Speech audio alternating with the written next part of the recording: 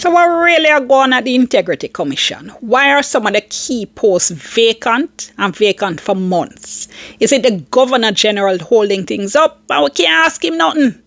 I'm Dion Jackson Miller. Thank you so much for joining me. Time for tea.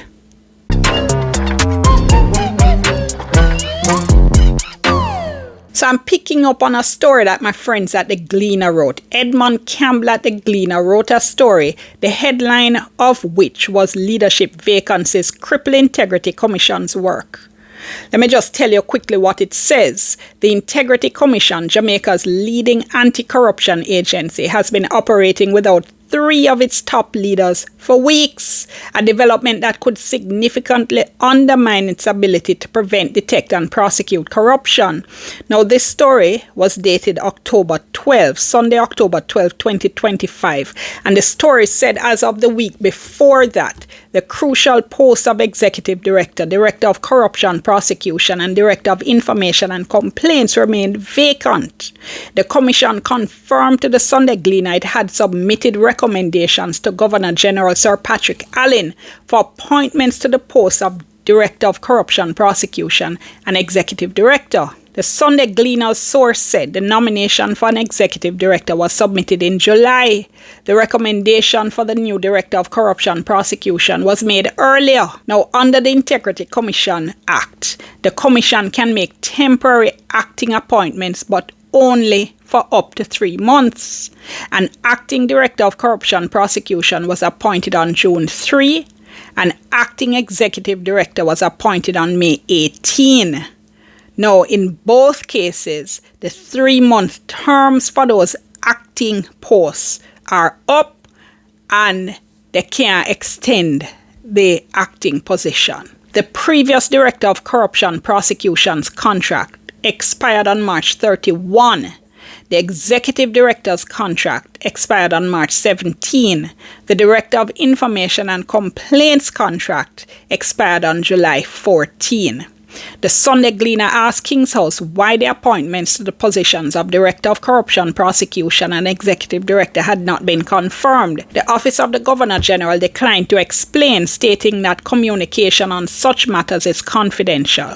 The statement from King's House said His Excellency continues to be guided by legal advice. He remains steadfast in discharging his responsibilities with due regard for the law, the Constitution, and the independence of all institutions concerned.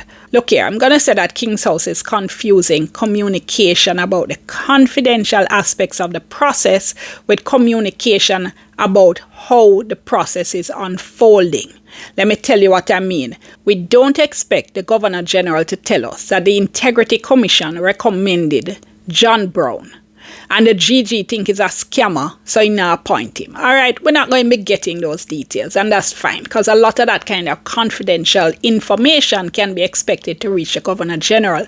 I am talking about the time frame in terms of the process, where we are in the process. There's too much in the public service a tendency to think that we are not supposed to know that kind of information. And for me, I am submitting that if important posts in the public sector have been vacant for 3 months or 4 months or 5 months or 6 months, we the public should be able to ask why, get an answer and say, get a move on. And by the way, if the commissioners at the Integrity Commission have decided who they want for these posts, I don't really see that the Governor General should have much to say about it. Now, the Governor General is supposed to appoint the directors on the recommendation of the Commission. So, for instance, if you look at Section 28 of the Integrity Commission Act, right, it says there shall be an executive director who shall be appointed by the Governor General acting on the recommendation of the Commission. And for the other directors, the Act says in Section 30, again, those directors shall be appointed by the Governor General. Shall, meaning must, bound, and compound, acting on the recommendation of the Commission. So what you would be expecting to see is that the Commission would say, we're recommending these people, and the GG goes ahead and appoints them without delay. All right, so let's be clear the Constitution does give the Governor General a little bit of wiggle room in this case, right? Because what the Constitution says is that where the Governor General is supposed to do something on the recommendation of somebody else, he shall do whatever it is he's supposed to do. However, before he does whatever it is he's supposed to do, in this case, appoint the directors, he may, in his discretion, once refer that recommendation back for consideration by the person or authority concerned. If that person or authority, having reconsidered the original recommendation, then makes a different recommendation, then he can go through that process again. What does all this mean? It means if the Integrity Commission says, this is the person we are recommending to be a director, the GG can say, all right, not appointing them right now, think it over again, reconsider it. If the Integrity Commission then sends back the same name and says, at them we want, the Governor General has to appoint that person. If the Integrity Commission, because the GG says, boy, I'm not sure about that one, think it over again. If the Integrity Commission decides to take that on and change the name of the person they're submitting, then the GG can send it back again because it's a new name, right? But if the Integrity Commission sends back the same name, the GG has to appoint. Having said that though, I think even that relatively small amount of interference, if it takes place in a case like this in relation to the Integrity Commission, it's something the GG should very rarely exercise in terms of using that discretion to send back a name, right? Why do I say that? That's because we're not talking about a bunch of hurry come up people, right? Where you can say the GG would have a case to say he's going to substitute his judgment for their judgment. We're talking about a set of highly skilled professionals bringing to the table serious experience and expertise in areas like the law, in areas like banking, accounting, and overall leadership.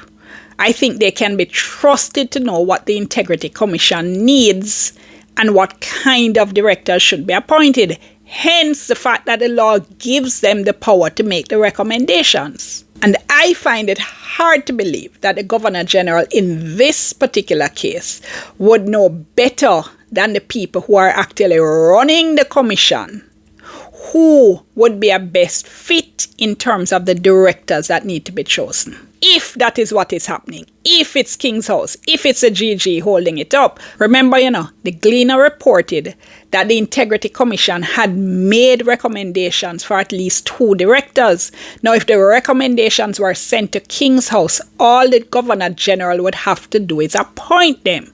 So we would expect that at least 2 people would already be up and working, be in those posts, unless for some reason King's House is holding up the appointments. Let me say what I said earlier on in the video.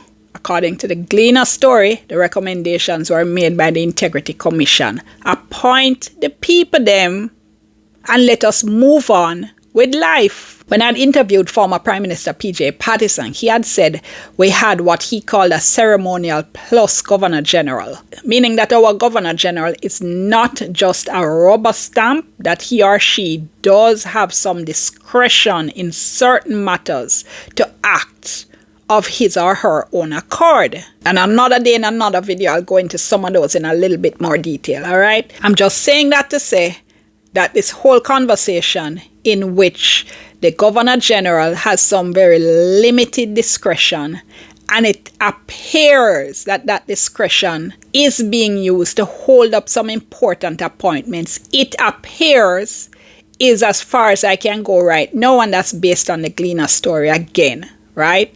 So it opens the door for us to have a conversation about how much discretion we're going to want a local head of state to have in the event that at some point we actually get around to agreeing to at least start talking about maybe at some point in the future reforming our constitution.